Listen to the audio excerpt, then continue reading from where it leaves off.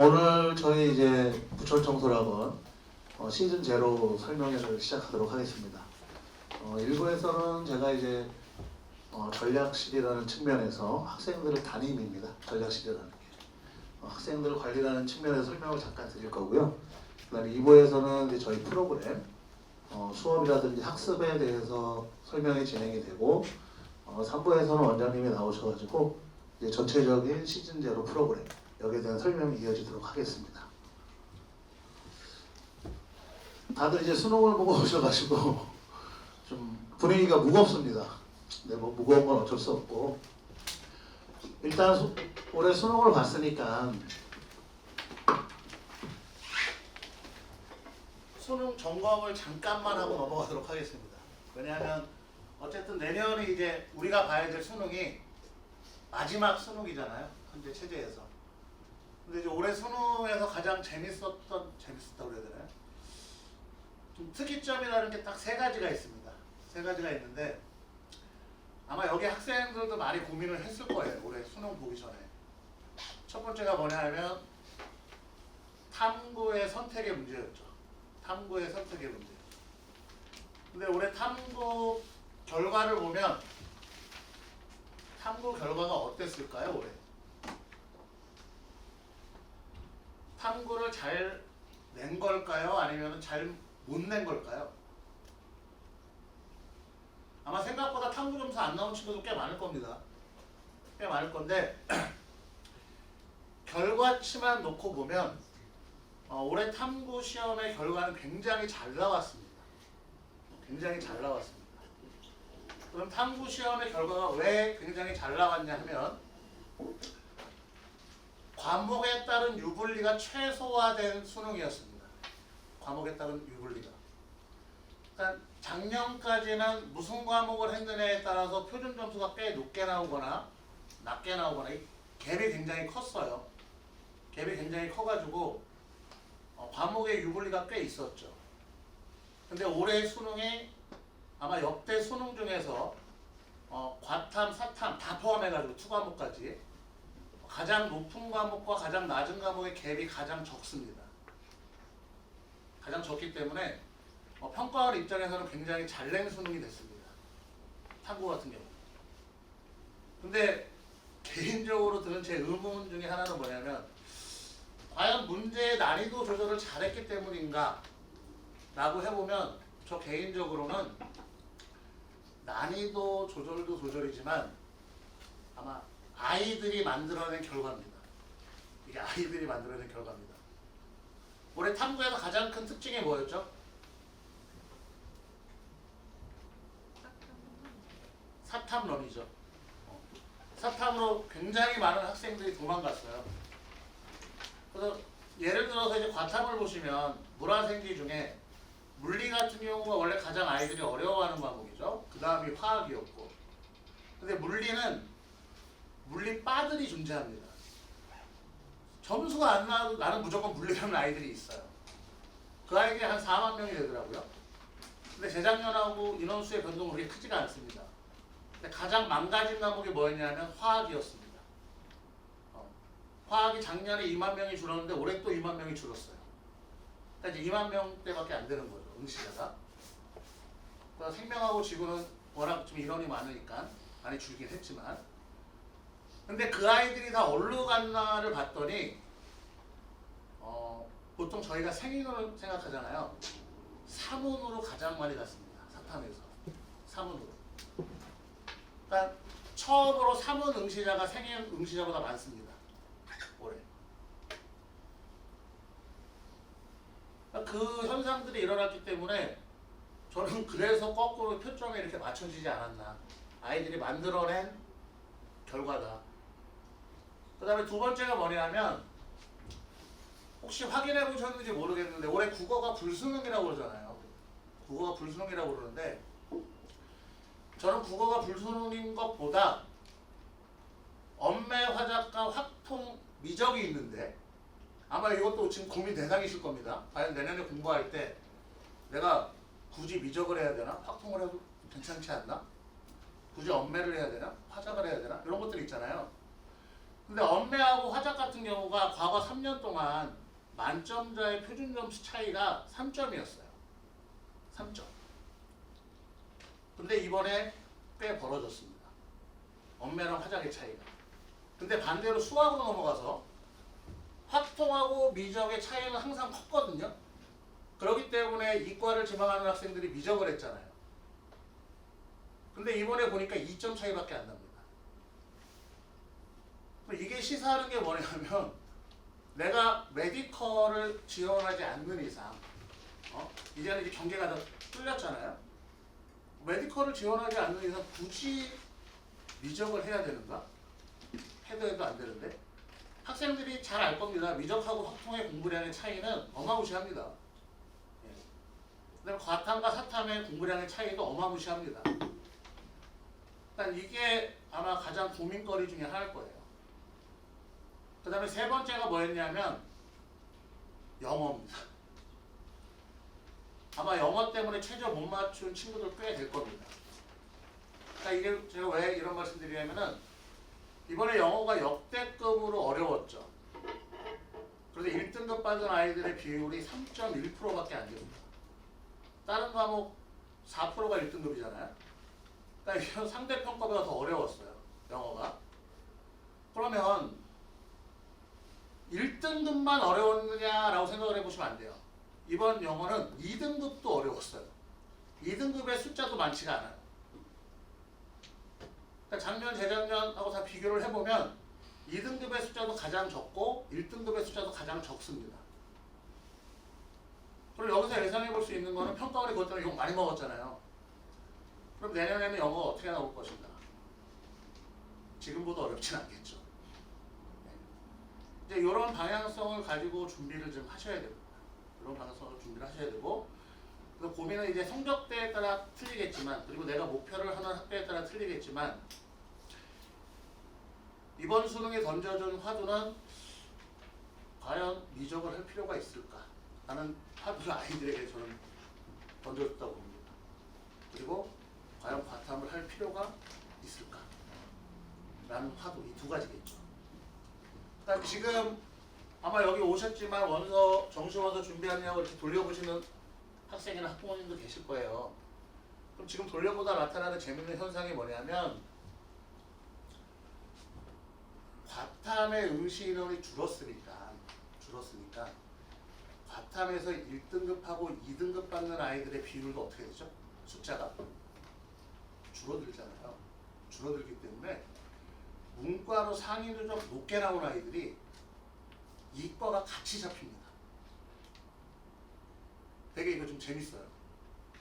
일단 만약에 고대 행정학과 정도가 안정으로 뜨는 아이가 고대 신소재를 지원해도 적정으로 뜹니다. 지금 아직 초창기니까 애들이 줄 서는 게 틀리니까 아직 보수적이니까 확실한 건 아니지만 이런 현상들이 일어나고 있는 거죠. 그러니까 과거에 교차 지원을 하는 아이들은 대부분 이과 아이들이었죠. 이과 아이들이 왜냐면 문과를 학교 레벨을 높이고 싶으니까. 근데 그거는 과탐의 표준 점수가 높을 때 얘기고 지금은 과탐이나 사탐의 표준 점수가 균일하게 나타나니까 오히려 국수의 점수가 높은 문과 아이들이 거꾸로 이과를 지원할 수도 있는 상황이 돼버린 거죠. 왜냐면 이쪽은 1, 2등급 인원이 많잖아요. 사탐은. 인원수가 많으니까. 근데 과탐은 거꾸로 쪼그라든 거죠. 1, 2등급 인원수가 적어서. 아마 올해 과탐 쪽은 동점자들이 꽤 많을 겁니다. 인원수가 적어서. 이제 이게 이번 수능에서 벌어진 현상입니다. 그래서 저희는 이제 시즌 제로를 설명하고 있는데, 수능까지 저희는 지금부터 총 5번의 시즌이 있습니다. 5번의 시즌이 어떻게 되냐면, 현재 이제 시즌 제로가 1월 5일에 개강을 하고요. 시즌 제로는 대략 7주 과정입니다. 7주 과정은 정규만 들어가기 전에 미리 선행을 하는 과정이다라고 생각하시면 되고요. 그 다음에 시즌 제로가 끝나게 되면 2월 중순부터 정규반이 시작이 되면서 수능 볼 때까지 총 4번의 시즌이 있습니다. 시즌 1, 2, 3, 4 이렇게 해가지고 4번의 시즌이 있고요. 그래서 대략 한 번의 시즌은 8주에서 10주 정도의 과정이다 이렇게 이해하시면 돼요. 그럼 저희가 수업을 이렇게 시즌제로 나눈 이유가 뭐냐면 학생들마다 시기에 맞는 공부라든지 시기에 자기에게 맞는 수업이 다 틀려지잖아요. 그래서 시즌이 바뀔 때마다 새롭게 수업들이 개설이 됩니다. 새롭게 수업들이 개설이 되고 시즌 1, 2가 지나가면서 2가 끝날 때쯤 6월 평가원 모의고사가 있습니다. 그리고 시즌 3가 끝날 때쯤 되면은 9월 평가원 모의고사가 있습니다. 그리고 마지막 파이널 시즌이 시작이 되는 거죠.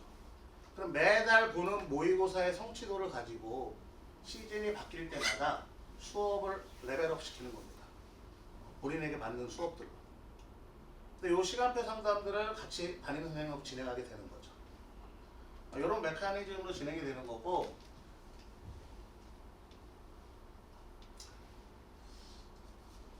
그래서 시즌 제로의 저희 목표, 그리고 이제 시즌 제로는 어떻게 운영이 되는가, 그 다음에 이제 전략 시즌안, 담임 선생님들에 대해서 저는 이제 설명을 간략하게 드리도록 하겠습니다.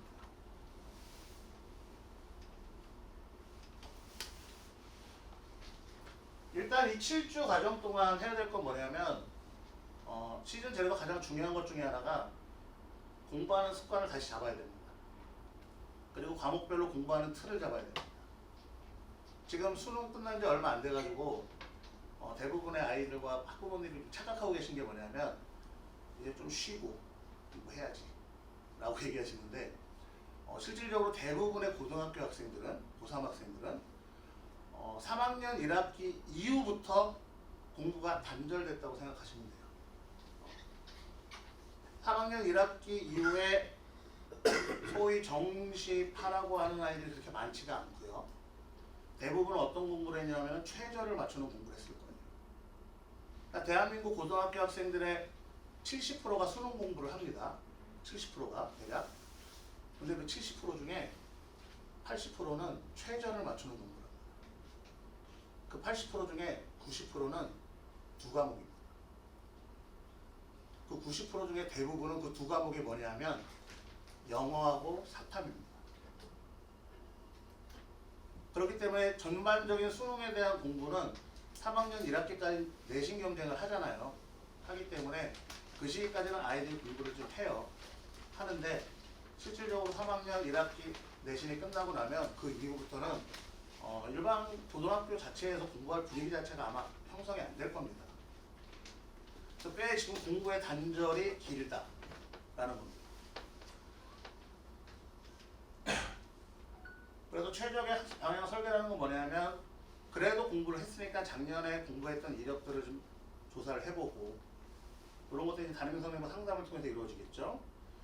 그리고 나서 이제 공부하는 틀을 잡아야 되는데 시즌 제로의 장점 중에 하나가 뭐냐면 아직 정규반을 시작을 안 해서 학생들의 숫자가 적어요.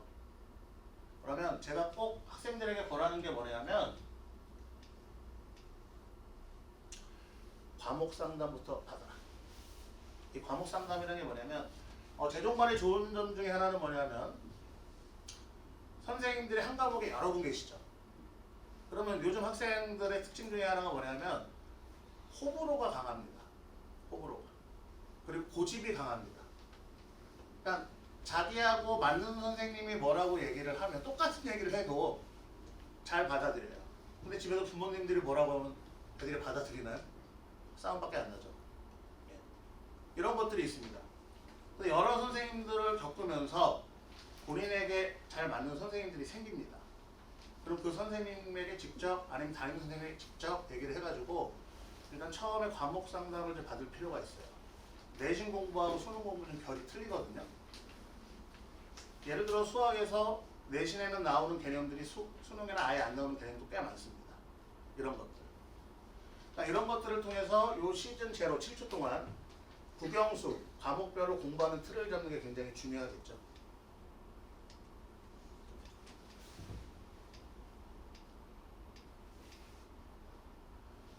그래서 보시게 되면 1주차 동안은 일단 담임 선생님들이 상담이 진행이 될 겁니다. 학생들로 개별적으로 쭉 상담이 진행을 해서 일단 학생들을 파악을 하게 되고 그 다음에 전년도에 어떤 식으로 공부를 해왔고 그 다음에 어떤 게 문제였고 이런 것들 그 다음에 이제 탐구에 대한 탐구가 시작이 됩니다. 탐구에 대한. 왜냐하면 이제 요 시즌 제로는 7주 과정이고 정규반은 제가 아까 2월 중순부터 시작한다고 말씀드렸잖아요. 그러면 요 7주 과정 동안에도 탐구 수업은 있습니다. 탐구 수업은 있는데 7주 동안 탐구를 완성을 한 바퀴를 돌릴 수는 없어요. 그렇기 때문에 요 시즌 제로 동안은 테마 수업으로 진행이 됩니다. 탐구가. 그러니까 각 과목별로 빈출 빈도가 높은 단원이라든지 어떤 항목이라든지 이런 것들을 선생님들이 픽하셔가지고 그거 위주로 수업이 진행이 돼요. 일단 요 시기 동안에 일단 탐구를 궁금한 게 있으면 가서 직접 물어보면 됩니다. 선생님들한테. 그래서 첫 주 동안은 이제 그런 것들에 대한 진단이 진행이 되고 그 다음에 이제 2주부터 6주차까지는 이제 이런 것들을 적응을 시키는 건데 이런 겁니다. 보통 아이들에게 탐구를 물어보면 대부분 아이들은 생각 없이 예를 들어서 말씀드리면 생윤 사문조합을 많이 꺼내들죠. 생윤 사문조합을. 혹시 여기 학생 중에 작년에 생윤했던 친구 있나요? 아, 얘기하기 싫으신가요? 원래 올해는 사문 숫자가 제일 많았는데 그 전까지는 뭐가 제일 많았죠? 생윤입니다. 생윤이 제일 많았어요. 그러면 저는 개인적으로 어떻게 생각하냐면 문과 아이들이 생윤을 가장 많이 선택하는 이유는 게을러서입니다. 게을러서. 왜냐하면 생윤은 외울 게 적어요. 외울 게 적어요. 아이들이 상대적으로 선호합니다. 근데 의외로 생윤이 점수가 안 나오는 애들을 보면은 외울 게 적은데 안 나오는 애들 많아요. 그러니까 등급이 나뉘겠죠? 왜 안 나오냐 보면은 100%는 아니지만 저 개인적으로는 국어하고 연관성이 크다고 봅니다. 그러니까 언어적인 능력이 있는 아이들은 생윤을 하면 점수가 좀 나와요. 근데 그게 지금 적은 아이들은 점수가 잘 안 나옵니다. 왜냐면 생윤 자체가 문제를 좀 배배 꼬아내는 경향이 있거든요. 그러니까 그 속뜻을 빨리 파악할 수 있냐 이런 거고요. 그 다음에 산문 같은 경우 이과 아이들이 가장 많이 갈아탄 게 4번입니다. 근데 가장 많이 갈아타면서 이 아이들이 하는 얘기가 뭔지 아십니까? 선생님, 신세계를 봤습니다. 신세계를. 이렇게 쉬운 과목이 있었나요? 라고 얘기를 합니다. 그러니까 이과 아이들이 갈아타면서 왜 그러냐면 사문이라는 과목의 특성은 고1 정도의 계산 능력 플러스 표 분석을 잘해야 됩니다. 그럼 점수가 잘 나와요. 근데 이과 애들이 수학이 좀 문과 애들보다는 잘 하잖아요. 그러다 보니까 3원으로 갈아타 보니까 대략 3, 4개월 정도면 완성이 되는 거예요. 좀 어느 정도 샤프한 아이들. 그러니까 그 아이들이 신세계입니다. 라고 하는 얘기 다 따라갔어요. 근데 상대적으로 보면 문과에서 인기 없는 탐구 과목이 뭐죠? 지리하고 역사 파트입니다. 응시론이 적어요. 경제는 워낙 어려워서 그런 거고. 그럼 문과 아이들이 왜 그걸 선택 안 하냐면 외울 게 많아요. 암기 과목입니다. 순수하게. 그러니까 애들이 안 하는 거예요.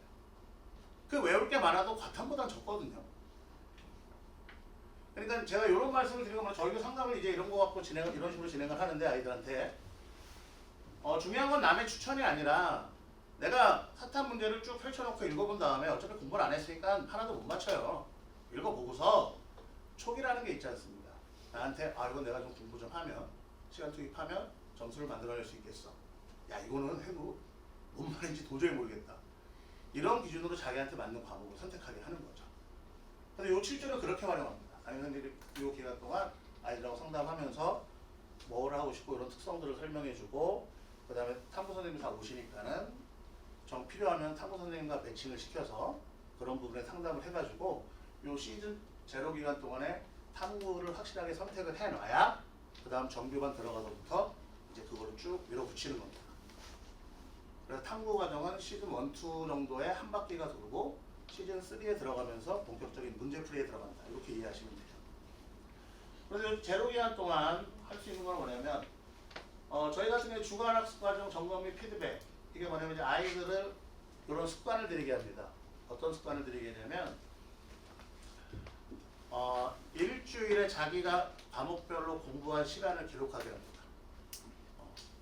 이게 왜 중요한 작업이냐면 학생들이 공부하면서 항상 하는 얘기 중에 하나가 뭐냐면 선생님 시간이 부족합니다. 제가 배운 걸 제 거로 만들 시간이 부족합니다. 이거를 계속 얘기하다 보면 어떤 일이 일어나면 수업을 줄이고 자습 시간을 늘립니다. 근데 과연 이게 좋은 걸까요? 안 좋은 걸까요?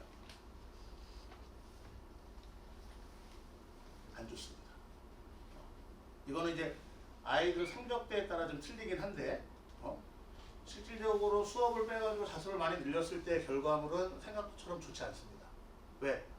착각하고 있는 게 하나가 뭐냐면 공부는 다른 것도 마찬가지겠죠? 어느 하나도 완성될 수 있는 게 없습니다.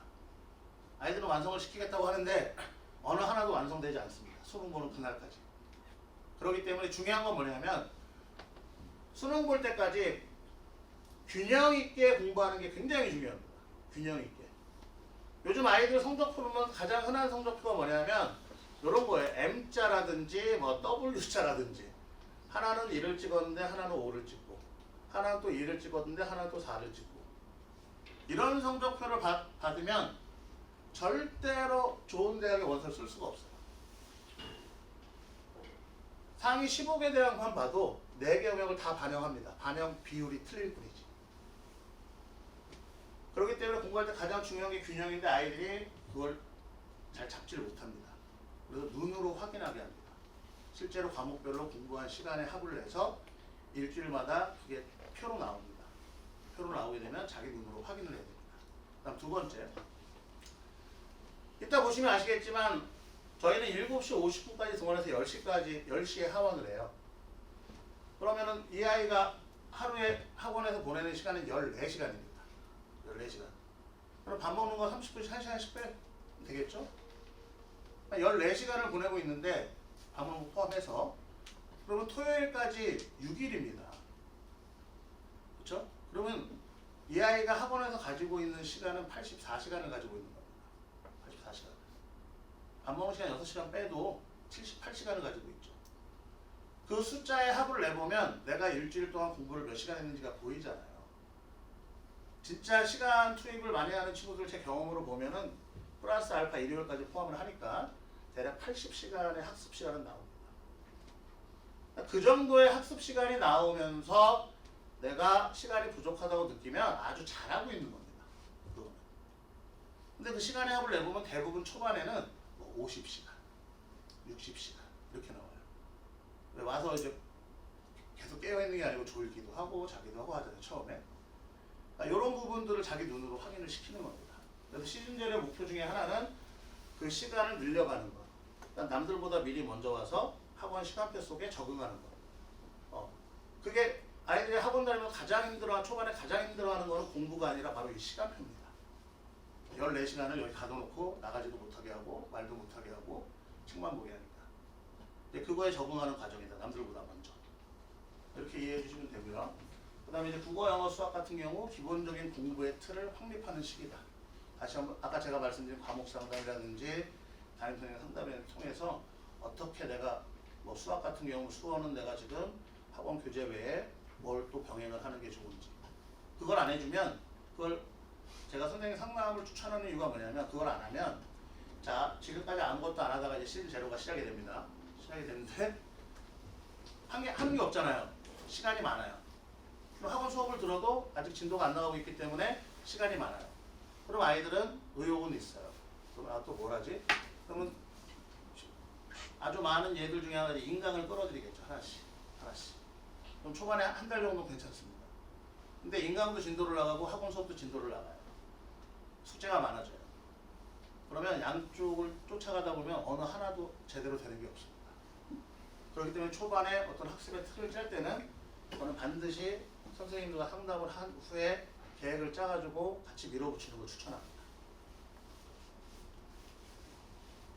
그리고 나서 마지막 주에 이제 저희 마무리 모의고사가 있을 겁니다. 마무리 평가가 한번 있을 거고 그리고 이제 그 다음 주부터 시즌 1이 시작이 됩니다. 정규반이. 그 시간표 설계를 같이 할 때 될 거고 담임선생님들하고 그 다음에 탐구 과목을 최종 확정을 짓게 될 겁니다. 그리고 다음부터 이제 정규반 가서 어떤 식으로 공부를 해나갈지. 이제 정규반으로 들어가게 되면 지금도 마찬가지지만 수업들이 꽤 많아지고 세분화됩니다. 같은 개념 수업이라고 해도 여러 선생님들이 또 수업을 하십니다. 나눠서. 이런 것들을 가지고 이제 어떻게 공부할지 설립을 하게 되고, 저희 전략실이 하는 역할은 크게 세 가지입니다. 전략실은 담임 선생님들 모임인데 이런 말씀 많이 하세요. 요즘 선생님이 아이들 몇 명 담당하세요? 이런 얘기 많이 하세요. 저희는 담임 선생님 한 분이 한 60명 정도 관리합니다. 60에서 70명 정도 관리합니다. 그럼 방금 반응이 어머니처럼 왜 이렇게 많아요? 이렇게 말씀하시죠. 근데 저희랑 다른 재종학원이 틀린 게 뭐냐면, 일반적으로 재종학원들은 수업하시는 분이 담임을 하세요. 수업하시는 분. 근데 저희는 7년 전부터 나눴습니다. 저도 영어를 가르치다가 영어를 가르치면서 담임을 했고요. 근데 지금은 7년 전부터는 둘 중에 하나만 하라고 해서 저는 담임으로 빠진 케이스입니다. 그래서 지금 현재 여기 전략실장을 하고 있는 건데, 그렇기 때문에 담임하시는 선생님의 전문성은 감히 말씀드리지만 타 학원과는 비교 불가합니다. 저도 10년 이상 담임을 하시면서 아이들을 지도해 오셨기 때문에 저희는 입시하고 애들 관리하고 학습만 하거든요. 그래서 학습관리가 이제 주된 업무 중에 하나인데, 이건 아까 말씀드린 거와 좀 겹치는 부분이 있는 거고요. 그다음에 생활관리 같은 경우는 이제 아이들이 라보에 있으면서 아이들의 그 상황이 실시간으로 공유가 됩니다. 실시간으로 좀 졸고 있다라든지, 아니면은 저희가 직접 가서 까볼 수는 없으니까 가장 큰 적 중에 하나가 저거잖아요. 유튜브. 아이가 인강을 보는 것 같은데 아무래도 유튜브가 의심된다라든지, 이런 것들에 대한 관리가 아주 철저하게 이루어집니다. 그래서 지도팀 선생님이 항상 각 층에 상주에 계시고 수시로 돌아다니면서 그런 점검이 이루어지고요. 그 다음에 이제 입시 관리 같은 경우는 저희 담임 선생님들이 수시부터 정시까지 다 책임을 집니다. 그냥 학원에서 관리가 끝나는 게 아니라 수시 원서 쓸 때 8월부터 수시 상담이 진행이 되고, 그 다음에 이제 9월 평가원을 보고 나서 최종 결정해서 원서를 어떻게 쓸지 결정하게 되고, 그리고 수능 다음 날 학생들은 다 학원으로 등원을 합니다. 수능 다음 날. 그래서 가채점 상담이라는 걸 진행을 합니다. 이 가채점 상담이 뭐냐면, 예를 들어서 5점대 내신이에요. 5점대 내신이면 수시에서 원서 쓸 게 남아있는 게 논술밖에 남아있지 않습니다. 그럼 만약에 예를 들어 논술 6개 쭉 썼어요. 6개 썼는데 내가 수능을 봤는데 납치되는 학교들도 있을 수도 있잖아요. 그러면은 수능 다음날 그 6개 쓴 거 중에 응시하러 갈 곳, 가지 말 곳을 정해줍니다. 그러면 아이들은 선생님이 가서 보고 오란 데만 가서 보고 오면 됩니다. 가지 말란 데는 정시로 충분히 갈 수 있는 대학들입니다. 그리고 나서 수시 발표가 다 끝나면 정시 상담이 진행이 됩니다. 수시가 안 된 학생들을 대상으로. 그래서 정시 상담까지 저희가 책임을 지게 됩니다. 그래서 항상 이 입시 쪽을 보게 되면 9월 평가원이 굉장히 중요합니다. 다양한 학생들이 있잖아요. 작년에 수시 썼던 거 보면은 뭐 교과를 썼던 친구들, 내신이 좀 되면 학종을 썼던 친구들. 예를 들어서 이런 거죠. 만약에 2점 초반의 내신이 있어요. 2점 초반대의 내신이면은 대략 학종이나 교과로 봤을 때 국숭세 인하대 정도 라인입니다. 맥스로 보면은 이제 종합으로 보면은 뭐 경희대 정도가 되겠죠. 더 맥스로 본다면 고대 학업일 수도 있겠지만 그건 좀 드문 경우고요. 이제 그런 입시 이력들이 있으면 그게 이제 학생의 어떤 생활 기록부의 내신 경쟁력이겠죠. 담임 선생님들이 그걸 먼저 파악을 합니다. 아이들이 들어오면 파악을 하고 있다가 9월 평가원 보기 전까지 지금 바운더리를 넓게 잡아서 한 10개에서 15개 정도의 학교의 후보군을 만들어 둡니다. 만들어 놨다가 어쨌든 냉정하게 봐야 되니까 9월 평가원을 봐서, 만약에 아까 그 2점 초반대 아이가 9월 평가원에서 올 2등급을 받았어요. 대략적으로. 그럼 대략적으로 올 2등급 받으면 대학 어디 갈 것 같습니까? 못 가도 시립대, 경희대 이상은 갑니다. 대략 중대 정도 잡힐 겁니다. 어떤 2등급에 따라 틀리겠지만 다 높은 2등급이면은 연고대도 잡힙니다. 그러니까 그 가채점 결과를 보고 나서 만약에 그 아이가 올 2등급을 받았다, 그럼 내신에 비해서 수능의 경쟁력이 좋은 거죠. 그건 좋은 거잖아요. 그러면은 수시 원서 라인이 틀려집니다. 당연히 판단을 합니다. 판단을 해서 불안하니까는 인하대 학종 정도는 하나 걸 수 있겠죠. 왜? 인하대 학종은 면접이 수능 이후에 있으니까. 그러니까 수능 이후에 있는 걸 보험으로 걸고 나머지는 쭉 상향으로 쓰는 거죠. 근데 만약에 9월 평가원을 봤는데 3, 4, 3, 4 또는 3 정도가 나와요. 그러면 내신하고 좀 비슷한 상황인 겁니다. 그럴 때는 거기에 맞게끔 또 다른 수시 전략을 짜게 되겠죠. 일단 이런 식으로 담임선생님이 수시 관리를 해주시고 그리고 나서 마지막에 수시 안 낸 친구들은 정시까지. 왜냐하면 기본적으로 N수생들은 정시 파이터니까. 이렇게 이제 진행이 될 거고요. 근데 시즌 제로 기간 동안은 작년에 입시 이력 조사와 아이들 생기부 파악 정도가 이루어집니다. 아직은 원서에 집중할 때는 아니잖아요. 어차피 9월 평가원 보고 써야 되니까. 대충 근데 요거를 하는 이유가 뭐냐면 그걸 보면 아이들의 눈높이가 보입니다. 내가 어느 정도 가고 싶어 하는구나. 근데 더 재밌는 건 공부를 하다 보면 아이들이 학원 생활을 하다 보면 그 눈높이가 차곡차곡 올라갑니다. 차곡차곡 올라가요. 처음에 들어올 때 마음하고 마지막에 원서 쓸 때 마음하고 그 다음에 수능 볼 때 마음이 틀려집니다.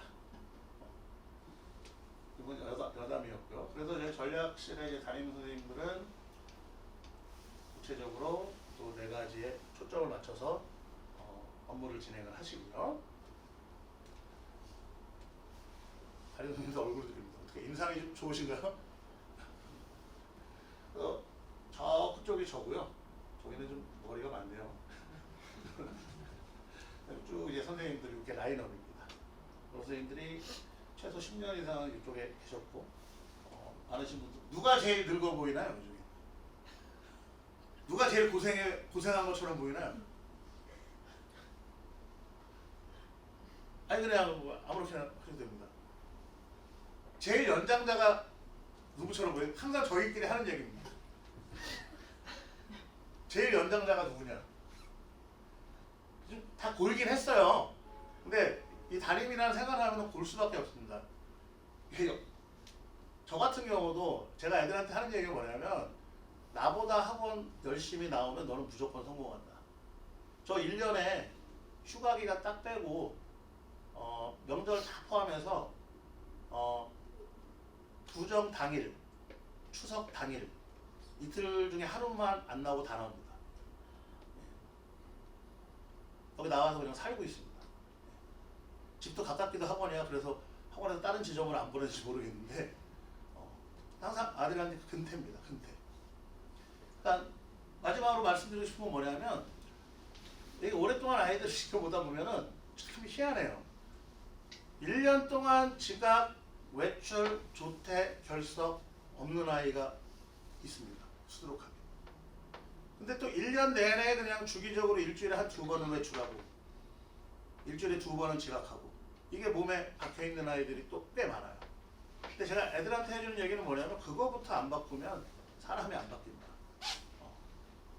희한하게 그런 거 그 별거 아닌 것 같은 일이 많은 아이들이 희한하게 나중에 가서 사건, 사고가 많이 일어납니다. 어떤 사건, 사고가 많이 일어나냐면 그건 상위권이고 뭐고 다 상관없어요.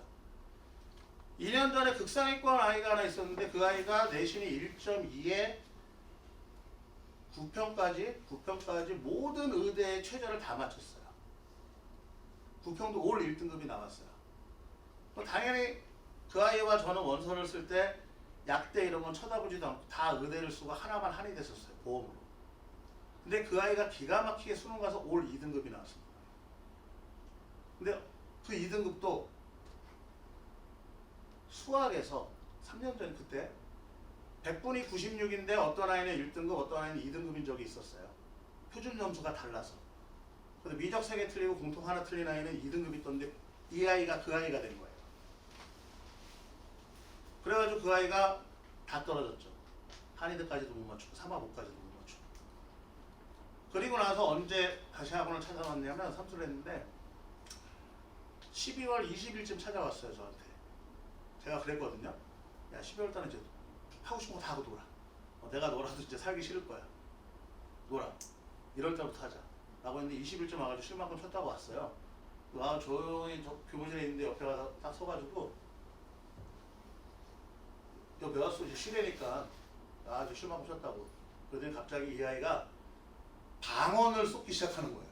진짜 방언을 이 기둥을 보고 혼자 막 뭐라고 욕을 하는 거예요.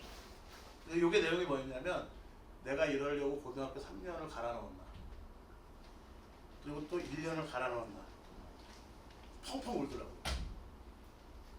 그리고 한 10분 정도 울다가 다시 시작을 했죠.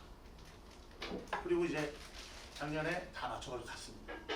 근데 겁나가지고 약대까지 썼어요. 3학년까지 써가지고. 근데 다 붙었습니다. 다 붙어가지고 이제 의대 가가지고 잘 살고 있어요. 그러니까 그 아이가 공부를 안 한 것도 아니에요. 안 한 것도 아닌데 그런 약간의 흐트러짐이 마지막 한 2달 동안 나타났거든요. 제가 그 얘기를 계속 해줬고.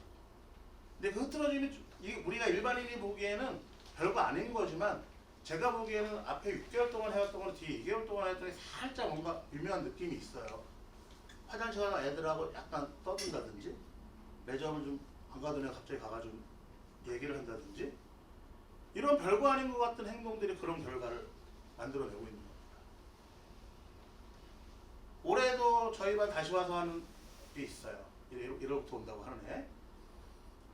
그 아이 같은 경우도 하나만 등급 하나 때문에 한 번을 더 하는 건데 1.3의 내신을 가지고 국어가 원래 가채점으로 2등급이었는데 실제점 성적표 나오니까 3으로 떨어진 거예요. 그러니까 표점 한두 개 차이겠죠. 그리고 영어가 79점이에요. 둘 중에 하나만 바꿨어도 바뀌는 건데. 그래서 이 제로 동안에 익혀야 될 것 중에 하나는 뭐냐면 근태입니다. 쉽게 말하면 지각하지 말아야 되고 웬만하면 외출하지 말아야 되고 아파도 병원 가면 어쩔 수 없죠. 외출하지 말아야 되고 웬만하면 조퇴하지 말아야 되고 그리고 웬만하면 친구들 만나러 돌아다니지 말아야 되고 그래서 휴대폰만 없애도 50%는 성공하고 시작합니다. 근데 그놈의 휴대폰이 문제입니다. 그래서 그렇게 이제 진행된다는 거 말씀드리고 이제 곧 용물 실장님이 들어오셔가지고 시즌 제로에 수업이 어떤 수업들이 펼쳐져 있고 뭘 목표로 하고 있고 이런 것들에 대해서 설명을 해주실 겁니다. 감사합니다.